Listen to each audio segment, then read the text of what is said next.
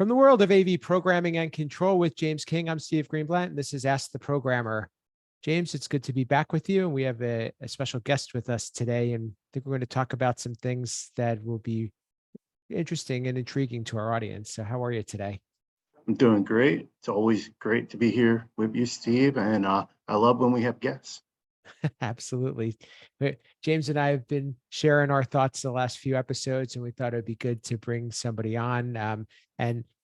This is somebody who I've been following for some time and has been doing some things that I think will be you'll find to be very innovative, but also really very welcoming to our audience, which we view as mostly programmers in the industry. So without further ado, I'm going to welcome Dustin Baerg from ProAVSchool. Welcome, Dustin. Welcome. Thanks for taking the time to invite me onto your podcast. Thanks for being here. What Dustin's been doing that caught my eye is he's been putting together training videos and also different courses. But what I like about it the most is he's talking about things that he is picking up on that programmers in the industry are really looking to or struggling with or looking for help on. And that's something that we've talked about before in our past episodes, James, and we've talked about in terms of like, where do we go to get trained and how does a programmer build their career and advance themselves. So that I think that what Dustin has to offer will be pretty valuable, but also I think is fairly unique in the industry. I agree. I look forward to this discussion with him. Absolutely. And so Dustin, tell us a little bit about yourself, some of your background, and really what I'd like to get to is how did you bring yourself to this point in your career? Because what I found is that, a lot of programmers are not necessarily the ones that are going to go out and market themselves the way you are. Yeah, it's been interesting. So I'm a guitar player who became an AV guy, who became a programmer, who became an entrepreneur, kind of in those steps. They kind of all mashed together, but I got started in AV when I was like 19 because I liked music and I was into recording in my basement with like multiple like multi-track recorders on tape. So that was fun. But I found myself in rentals and staging and working with an audiovisual integration company. Great. And is it where you are now? You have your own company. You're doing things on your own. I believe that it's a combination of it kind of do it with me, do it for me, do it yourself. Like it's all of those mashed together. It sounds like you'll cater to what the audience needs. Yeah, like I've really kind of adopted this help people where they need help sort of mantra. And it's helping people, but it's also helping me stay busy and stay relevant. So it's kind of a win-win. I think it's beneficial when you're providing stuff to people that's, uplifting them and helping them get their stuff done. And you're also able to do it in a way that moves you forward personally. So it's kind of like I say, a win-win. Excellent. And you have a few different things going on from what I've seen. ProAVSchool gives training, and then you also have some videos where you're just doing tutorials. OverWorkedLogic is one of yours that you're showing some how-tos. So you're giving people some tips and tricks, which I think is really neat. Yeah, so I kind of skipped over, but I'm a restaurant service provider, and I kind of feel like as a service provider, I help get programming done. So I help mostly integrators do their projects, but I also help a little bit with end users when they come to me, and I help programmers for the integrators. I think that's where I'm starting to become more and more valuable, is the insights and training that I'm sharing. It's not like specific stuff. Like restaurant has their own training and like everybody knows that they do. I'm not trying to make another track of learning. I'm trying to make specific lessons more accessible, because you can kind of get lost in the weeds, especially when you're like one programmer in a company and you have other responsibilities. You're not always sitting in front of the computer programming. So every time you come back to it, you kind of almost have to remember where you left off. And so having more like, this is how you do XYZ in an accessible way, it really helps people, especially the short videos on YouTube and stuff. I'm getting a lot of good comments and feedback from stuff that to me seems pretty simplistic. It's like kind of it's not elementary stuff, but it's like, it's I'm not sharing like rocket science. It's kind of basic, but people seem to really get benefit from it. So that kind of reminds me of something that I was told by a boss I had one year. And I was sitting down talking with him. I told him, I'm like, nothing I do is hard. And his response, and it stuck with me, and I still use this. It may not be hard to you, but it might be hard for someone else. So that sounds like what you just, Dustin, you're saying like, oh, this seems like a no-brainer, you know, easy, but it might be struggling for some programmers who need that help that you're providing. So that's great. Yeah, the other insight that I kind of got, even as you're saying that, is that programmers can be pretty pretentious. Not just in AV, just in general. And the better you get, the more of an ego you tend to develop. And there's really this divide between beginners and people that know. And the people that know look down and like, oh, you just read the manual. You should be able to figure it out. Like, this is stupid. Like, just figure it out. And I've always been one that likes to share my knowledge with people. And I think like even before social media and before all that stuff, like if somebody asked me a question, I would always, when I could, stop doing what I'm doing and kind of assist and show them how to do it. Because my philosophy is if I can help somebody else do the job that maybe that I'm doing, I can go do something that's more interesting to me, not better, just something different. They can do that and I can move to something else. And I like that's kind of the entrepreneurial type thing where I like moving around. I like doing new stuff. Yeah, I totally can connect with that. 'Cause I'm the same way. I'm learning, especially now I'm in a managerial role, is balancing between that technical role and leadership role, and becoming there's a lot of times like I try not to get that ego. It's like I'll just read the manual or figure it out. And I always tend to step back, look at it and go, when I was new, did I know this? And so should they know this, or is this something I need to teach them? And I do kind of get to that fine line of letting them figure it out, but also teaching them. And I'm just like you, Dustin, I'm the same way. I love sharing my knowledge with other people. Yeah, I think three guys sitting on a podcast talking about stuff are three guys that are sharing knowledge just kind of intrinsically. So I'm probably preaching to a choir here.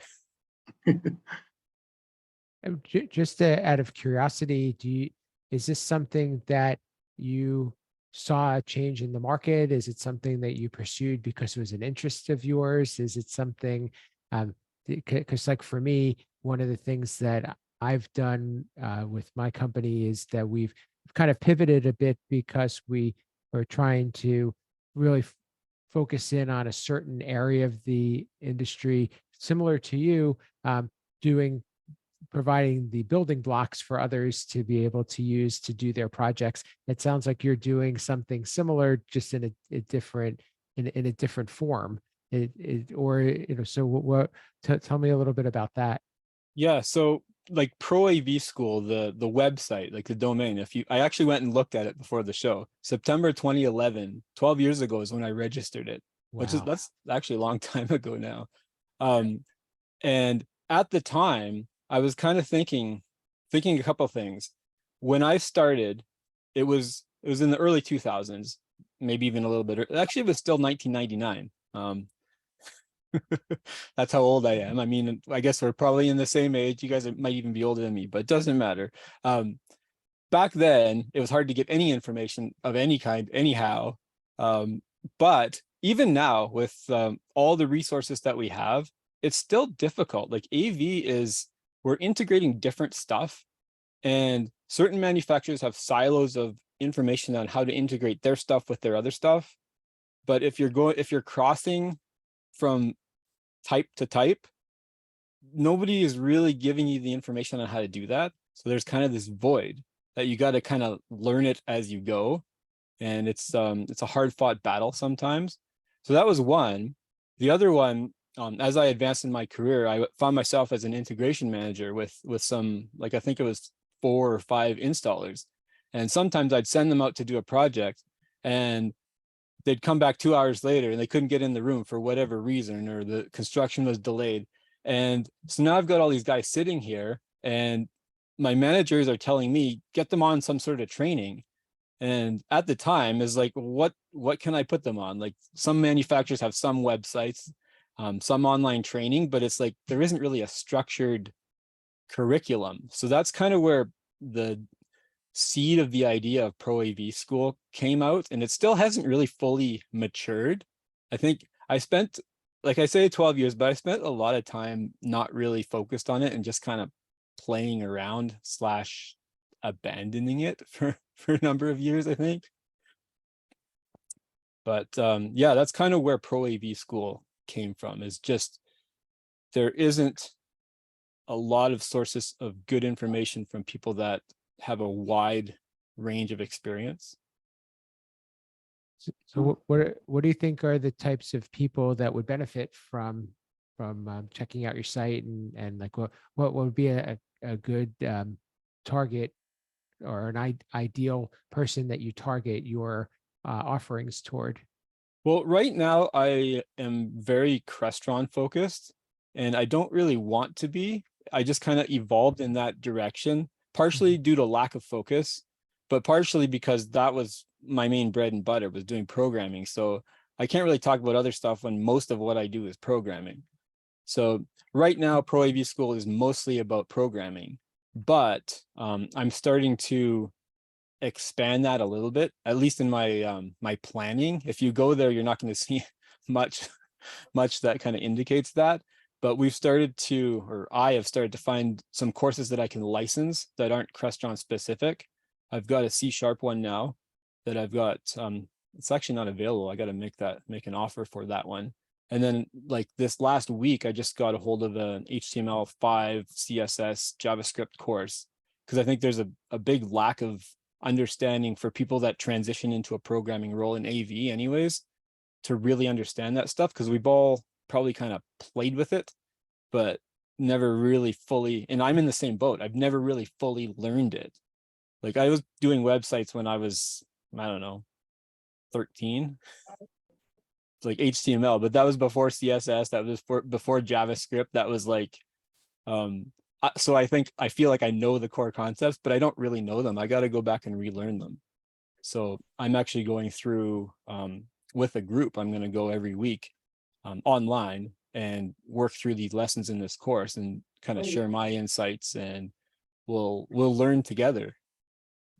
And then these are really more mainstream courses. They're not tailored to AV, but I would imagine you're going to help people to bridge that gap. Yeah, like, I don't want to bring people from I don't want to just train people on technology that they could learn about anywhere else. I'm not going to be the web development training center for anybody. I want to be, if I'm doing web development, I'm doing web development for AV guys, because we're kind of different. I should say AV guys and gals, because you don't know, like, right now I think predominantly it shifts one way, but I mean, it's inclusive as much as we try. I don't really want to, I don't know. I shouldn't have even brought that up, because I don't know. I have no comment on it. I think it's great to have as many people involved as there are roles that we can find for them. I think it takes a wide variety of people to take on the types of jobs that we take on. Yeah, I definitely think it takes a wide variety. And I think really why you might be seeing no limited is maybe knowledge of ProAVSchool, because I will fully admit I didn't know about it until Steve sent me the info. So it's not something that came across my radar. So it's definitely, I can see it being beneficial. So one, hopefully that our audience, who I'm hoping is a diverse, could also help diverse your candidate pool as well of visiting Yeah. your site. But yeah, no, there's definitely, hopefully get the word out there. Yeah, Actually, I absolutely. like this a lot. And James, I was going to ask you, do you see this as being valuable to you in your role? Because I know that you're always trying to um, grow your workers, and a lot of them didn't necessarily come to you with a lot of hands-on experience. So this might be a great resource, because sending them to manufacturer training is only going to take them so far. And I think, as Dustin said, they may teach you the alphabet, that this is going to teach you how to make sentences and write paragraphs and, so on and so forth. Yeah, I do see it being invaluable. The I don't know. The way I'm trying to look at this is a couple fold. Like, everyone knows me, who follows me knows I'm always learning, always apply knowledge wherever you can from wherever you can. So yes, this is right up the alley. As Dustin kind of alluded to, right now at this moment, it's a little narrow focus on Crashon, which I understand, can't blame him. But he branch out, which is great, and especially the areas he's branching out, I think it would be widely popular for the AV programmers, because as Dustin mentioned, most of them have not done HTML5 or CSS or even C# and Python. Those languages are new to AV programmers. Yeah, not really new to me, because I came from the IT world and that's what IT folks know. But it is definitely helpful. So would I review this for maybe my team members? Yes. But at this moment, I need my team members to have those ABCs. So they have that foundation. So they have to focus on the manufacturer training first. Once they have that foundation and understanding, then to be able to put it into a cohesive paragraph, as you well put, Steve, is great. And a program like Dustin's would be awesome. Yeah, I was going to ask Dustin, what would you look for from our audience? How could they help you, or what type of input are you looking for to help you to serve them better?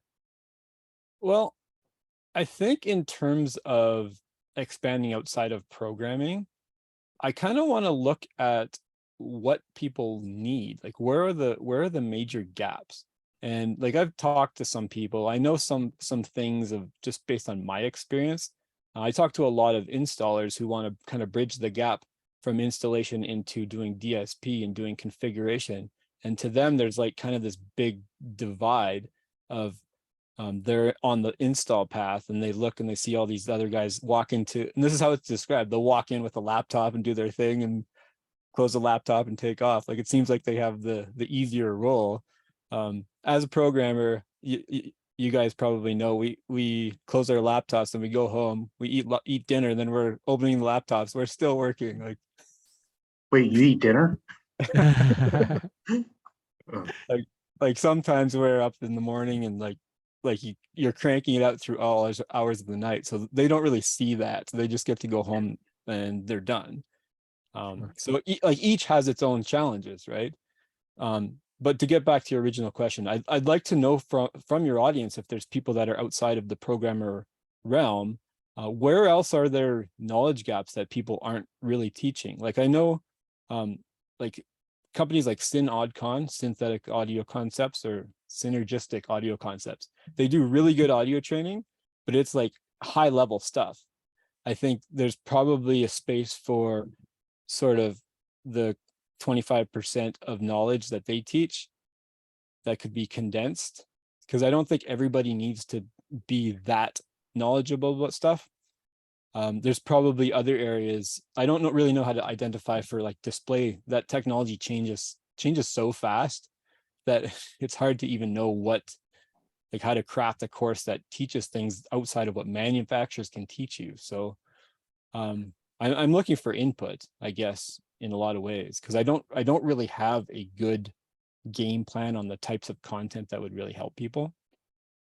So help me understand this a little more. Is are your lessons, I know they're online, but are they instructor led where I gotta be on, sit there and watch, or watch at my own pace? Like, what's the format like? So I've kind of played with both. I've tried workshops. I've tried like kind of like a weekend workshop. I tried that. I've tried weekly meetings, and then I have the pre-recorded stuff like kind of on demand. It's Gotcha. really hard to coordinate timing, especially like time zones. And I don't really want to do this stuff at night. Like I have kids and stuff, and Yeah. probably the people that are participating don't want to either. So it's hard to fit it during the day when people aren't working. It's really hard. So I think the pre-recorded stuff, and then also what I'm trying basically with this web development thing is ask questions before the meeting, and you don't have to attend if you can't. I'll answer the questions and stuff during the meeting of anybody that's there, and anybody that's pre-submitted. We'll record it, and then you can, at your own time frame, watch it and review it. So in higher ed, that's called flipped classrooms, where you actually do the material ahead of time, like watch a video and stuff, and you come to the meeting or class ready to actually do stuff, and which is great. It's huge in education right now. So I think that's a good environment to do. But we also know everyone learns differently. Yeah. So like I'm a type of person where I need a little mixture. Like I can sit there and watch online videos, but also be able to ping the instructor when I have a question. Yeah, I think having like kind of the cohort group of people that start at the same time and work through it is a really good concept. I haven't really implemented it with any of my stuff, but I think it's good to kind of push you along so you're actually making progress, instead of you signed up for a course and you never really got to it. Yeah. I'm curious too, are you seeing more individuals do this, or are you seeing any organizations have you train a team? It's mostly individuals. Yeah. I personally, I mean, one of the reasons I wanted to have you on is to hear more details about what you're doing. As I said, I've been following it for some time, and I think that there's a need here, and I think you're on the right track. Where do you think things are headed in the future, aside from what you've shared already? That's a good question. I think I have this concept of a virtual training department for AV integrators that could also be applied with some tweaks and adjustments to like universities and colleges. And it could also be applied to help desks at enterprise companies, because it's always the help desk guys that are dealing with the AV, and it's kind of a pain in the butt. I think it would have to be a different set of courses, but kind of the model of creating a learning portal that managers can assign stuff to their employees and follow their progress. I think that would be hugely valuable. And I think that's something that we can, as ProAVSchool, kind of evolve into, but it's going to take a lot more content creation and a lot of course development. And I think, like, if you look at Infocom/Avixa, they've got all this training, and that's one of the challenges. Is I'm not trying to be another certification body of AV, because that's already been done. But I think their classes, and I haven't gone through all of them, but from what I see, it's kind of more of a university lecture hall type of scenario, where you're sitting there and the presentation is very, very focused on the information, and very it's kind of dry, really. It's very theoretical, very dry. I think with kind of the TikTok generation, people are more used to like a quick fix of information of, how do I do this? How do I do that? How do I do this?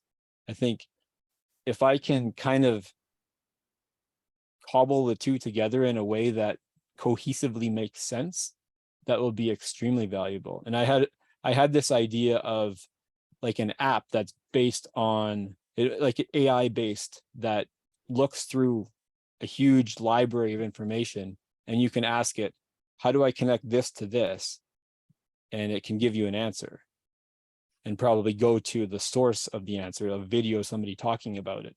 But that would require a great deal of development and a lot of development of the content to be able to provide that.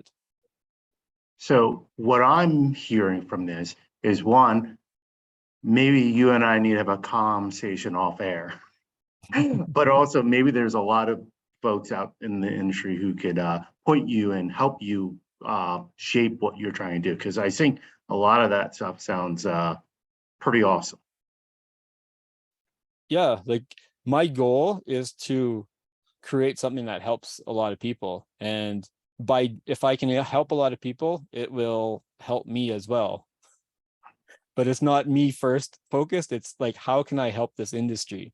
Like I've struggled through it for close to 25 years or something.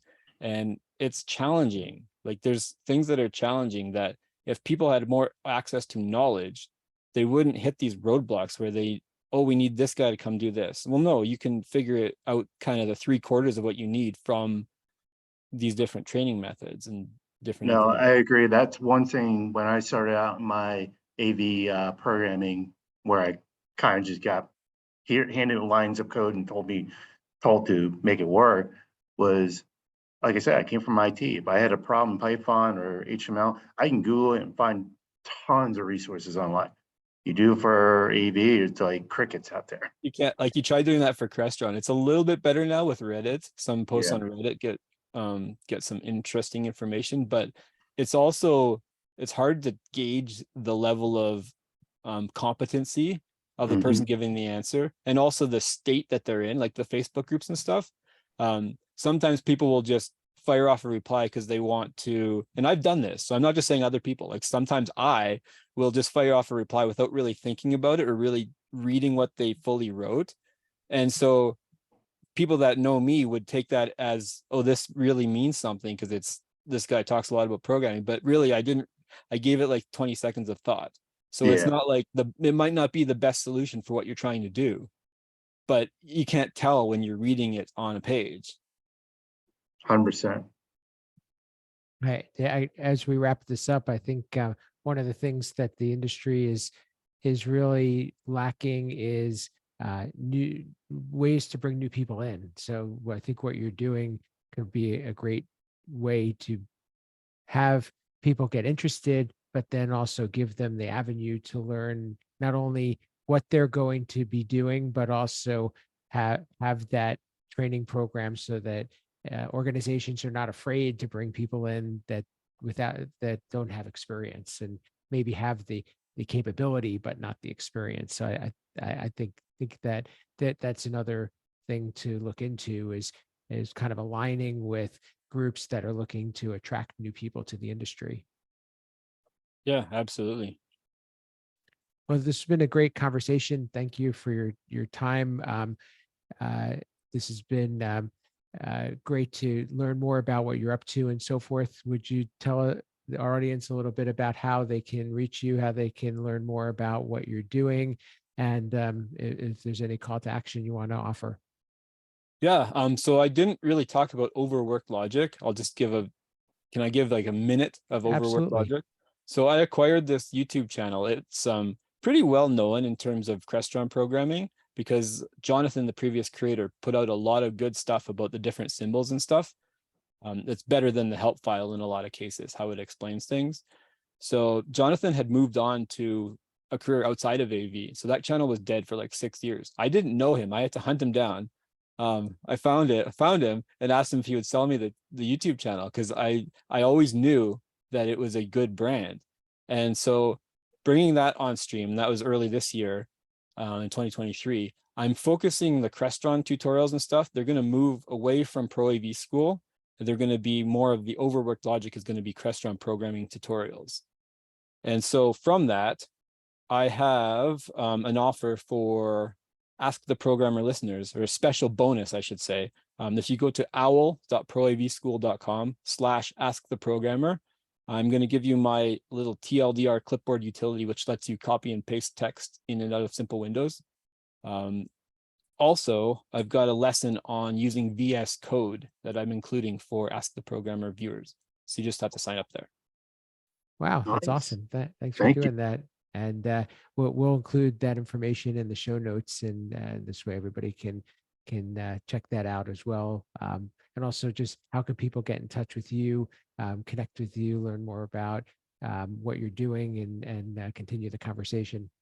Probably the easiest way is find one of my YouTube channels, either ProAVSchool or OverWorkedLogic, and just comment on one of the videos. I read all the comments and I interact with people that way.